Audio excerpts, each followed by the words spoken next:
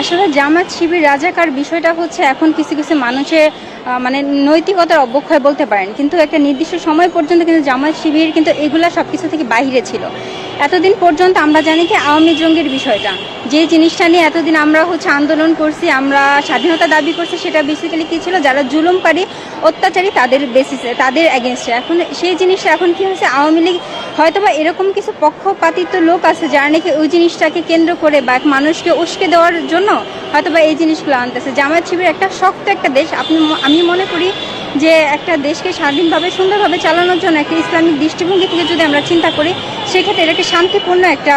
গিয়া বইতে আমরা চালাইতে পারি। কিন্তু সেক্ষেত্রে এখন জামাতকে যদি জঙ্গিবাদ হিসাবে তারা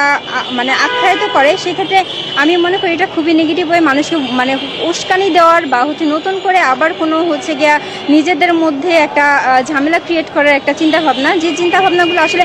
চায় হয়তো বা কোনো একটা পক্ষ চায় না আমরা বাঙালিরা স্বাধীনভাবে সুন্দরভাবে একটা স্বাভাবিক জীবনযাপন কাটাতে পারি।